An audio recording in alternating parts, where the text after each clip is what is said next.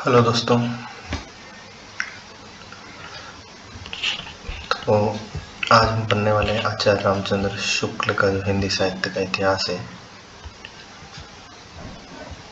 उसे हम संक्षेप में देखने वाले हैं।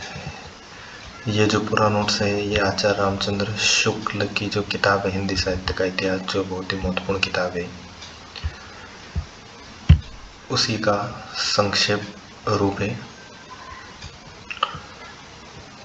और आचार्य रामचंद्र शुक्ल का जो हिंदी साहित्य का इतिहास है, आप कोई से भी कॉम्पिटिटिव एग्ज़ाम जिसमें हिंदी साहित्य का इतिहास आता है उसमें यहाँ से क्वेश्चन आएगा ही आएगा।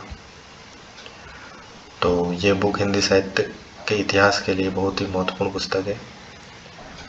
तो चलिए हम देखते हैं आचार्य रामचंद्र शुक्ल का हिंदी साहित्य का इतिहास पुस्तक। तो आचार्य रामचंद्र शुक्ल का जो जन्म है वो 1884 ईस्वी में हुआ था और मृत्यु 1941 ईस्वी में।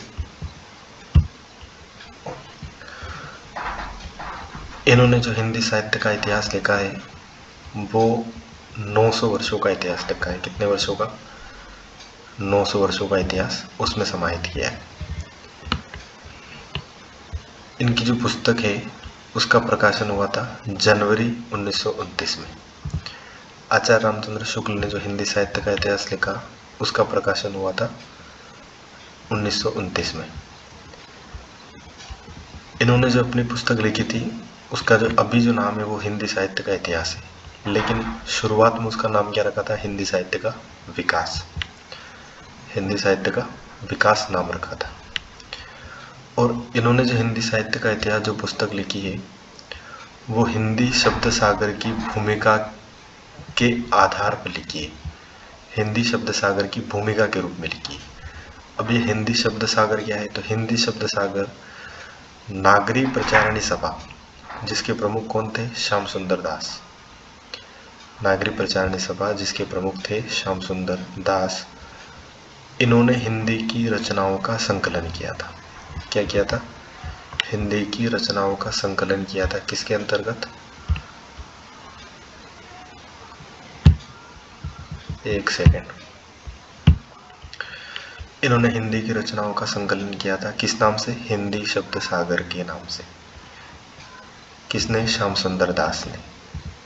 श्याम सुंदर दास कौन थे? नागरी प्रचारणी सभा थी उसके प्रमुख थे। ठीक है।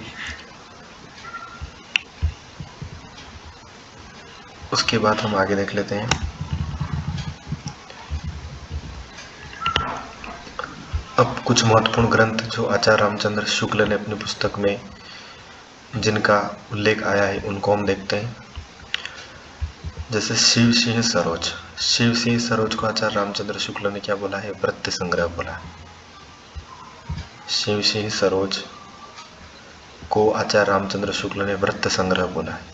और ये शिव सिंह सरोज लिखी किसने है? तो शिव सिंह सेंगर ने लिखी है। किसने लिखी है? शिव सिंह सेंगर ने लिखी है।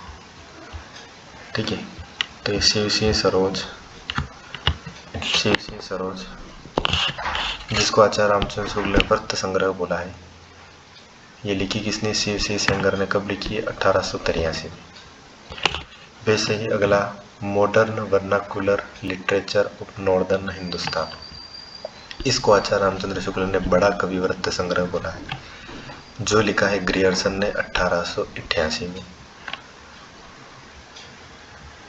इसके बाद एक और तीसरा है मिश्र बंधु विनोद, जो किसने लिखा है? मिश्र बंधुओं ने लिखा है। कब लिखा है? 1918 में। इसको बोला है प्रकांड कविवृत्त संग्रह।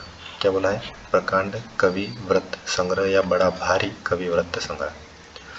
तो ये 3 पॉइंट याद रखने हैं: वृत्त संग्रह, बड़ा कविवृत्त संग्रह और बड़ा भारी कविवृत्त संग्रह। यहाँ से क्वेश्चन बन जाता है कभी कभी। बाकी इसके अलावा रचना तो याद रखनी। अब एक चीज़ और याद रखना है कि ये जो तीनों ग्रंथ थे वो केवल कविवृत्त संग्रह थे, मतलब उनमें केवल कवियों के बारे में लिखा गया था। हिंदी साहित्य के बारे में नहीं लिखा गया था, केवल कवियों के बारे में लिखा गया था। अब आचार्य रामचंद्र शुक्ल जी का काल विभाजन देख लेते हैं। आचार्य रामचंद्र शुक्ल जी ने जो काल विभाजन किया है उसका जो नामकरण का आधार बनाया है वो किसको बनाया है? आचार्य रामचंद्र शुक्ल ने जो काल विभाजन किया है उसका नामकरण किस आधार पर किया है? तो दो आधार पर किया है। दो चीजें याद रखनी। पहला रचनाओं की प्रचुरता के आधार पर और दूसरा रचनाओं या ग्रंथों की प्रसिद्धि के आधार पर। मतलब जिस काल में जिस समय जिस प्रकार की रचनाएं ज़्यादा प्रसिद्ध थी उस काल को उस प्रकार की रचनाओं के नाम से नाम दे दिया। ठीक है, जैसे यहाँ पे एग्जाम आदिकाल में अगर हम देखेंगे तो पता चल जाएगा अपने को कि जैसे आदिकाल का जो नाम है आचार्य रामचंद्र शुक्ल ने वीरगाथा काल दिया। और वीरगाथा काल में दो प्रकार की रचनाएं आती हैं। एक अपभ्रंश की रचना आती है। वीरगाथा काल में दो प्रकार की रचनाएं आती हैं।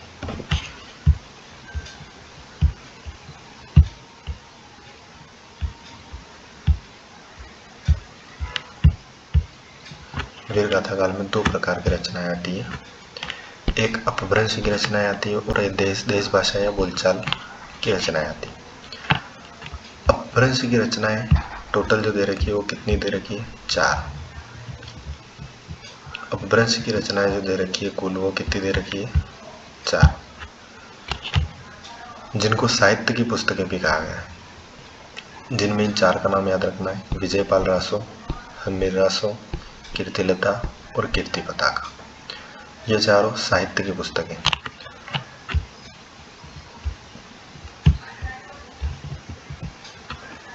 देश भाषा या बोलचाल की पुस्तकों में कितनी दे रखी है? तो 8 दे रखी है। कितनी दे रखी है? 8, जिसमें है खुमान रासो, बिसलदेव रासो, पृथ्वीराज रासो, जयचंद प्रकाश, जयमयंक जसचंद्रिका, परमाल रासो, खुसरो की पहेलियाँ और विद्यापति की पदावली। अब इन 12 में से ये जो टोटल 12 रचनाएं जिसमें से 4 अपभ्रंश की है, 8 देश भाषा या बोलचाल की भाषा में है। इन 12 में से 9 जो पुस्तकें हैं, कितनी? 9। इन 12 में से 9 जो पुस्तकें हैं वो वीरता से संबंधित है। किससे संबंधित? वीरता से। इसी कारण आचार्य रामचंद्र शुक्ल ने आदिकाल का नाम क्या रखा है? वीरगाथा काल रखा है। इसी कारण आचार्य रामचंद्र शुक्ल ने आदिकाल का नाम क्या रखा है? वीरगाथा काल रखा है। ठीक है, अब इनमें से 9 पुस्तकें कौन कौन सी हैं? तो कौन सी नहीं है? 3 कौन सी नहीं है वो देख लेते।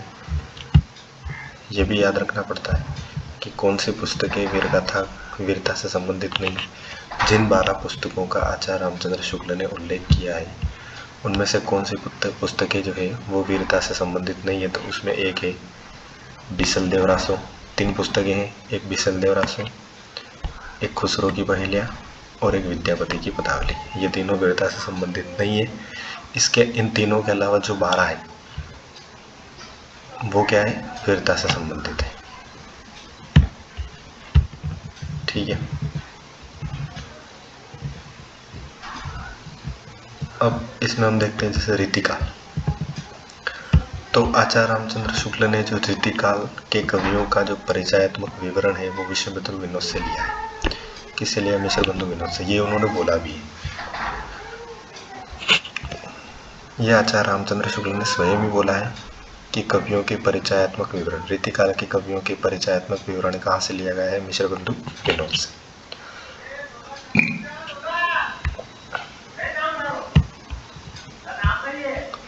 इसके अलावा एक ही काल में भिन्न भिन्न परंपराएं होने पर शाखाएं करके सामग्री विभाजित कर दी। जैसे भक्ति काल, तो भक्त काल में निर्गुण अलग कर दिया, सगुण अलग कर दिया। निर्गुण में ज्ञान मार्गी, प्रेम मार्गी कर दिया। सगुण में राम भक्ति और कृष्ण भक्ति कर दिया।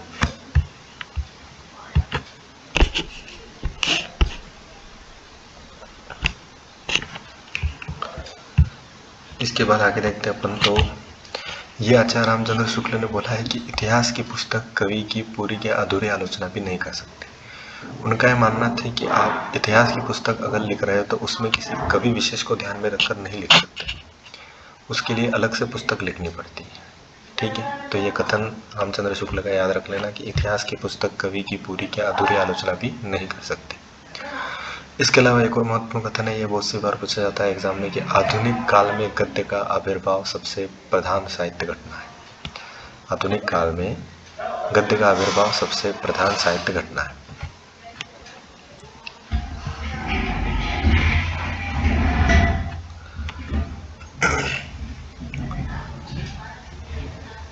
अब ये जो दो रचनाएं हैं महत्वपूर्ण है। जनश्रुतियां अपभ्रंश भाषा काव्यों के नाम गिनाती है, जिसमें दो जनश्रुतियां। अपभ्रंश भाषा काव्य कितने? दो, कुमारपाल चरित और हम्मीर रासो शारंगधर। हम्मीर रासो शारंगधर है, हम्मीर रासो शारंगधर जो है इसका कोई विशेष पता नहीं चलता है, ये हमको नहीं मिलती। हम्मीर रासो शारंगधर की जो हम्मीर रासो है वो हमको नहीं मिलती। इसकी जो हमको थोड़ी बहुत जानकारी मिलती है वो मिलती है प्राकृत पिंगल सूत्र से, जिसका संकलन किया है लक्ष्मीधर ने। महत्वपूर्ण क्वेश्चन है, प्राकृत पिंगल सूत्र का संकलन किसने किया है? तो लक्ष्मीधर ने। और इस प्राकृत पिंगल सूत्र में क्या है? तो 4 कवियों का संकलन है।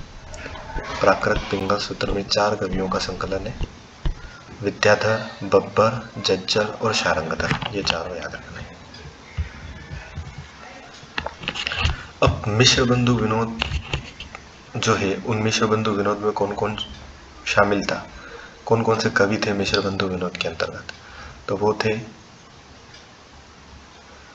श्याम सुंदर, कोविद रत्नमाला श्याम सुंदर, कविता कौमुदी किसकी रचना है? रामनरेश त्रिपाठी, ब्रजमाधुरी सार किसकी रचना है? वियोगी हरि। आचार्य रामचंद्र शुक्ल कहते हैं कि हमने इन तीनों ग्रंथों, कोविद रत्नमाला, कविता कौमुदी और ब्रजमाधुरी सार, इन तीनों ग्रंथों से विवरण लिए हैं, इसलिए हम इनके प्रति कृतज्ञता प्रकट करते हैं। तो उन्होंने जिस भी कोई किताब या कवि से कुछ लिया है उसके प्रति अंत में कृतज्ञता जरूर प्रकट की है, जैसे कि हमको दिखाई दे रहा है। आधुनिक काल का प्रारंभिक प्रकरण लिखने में मित्र, जो उनके मित्र है केदारनाथ पाठक जो आचार्य रामचंद्र शुक्ल के मित्र हैं, आधुनिक काल का प्रकरण लिखने में उन्होंने सहायता की थी, तो उनके प्रति भी आचार्य रामचंद्र शुक्ल ने क्या की है? कृतज्ञता प्रकट की है। ठीक है, तो आज के लिए हम इतना ही रहने देते हैं। अब हम काल विभाजन देखें अगली क्लास में। धन्यवाद।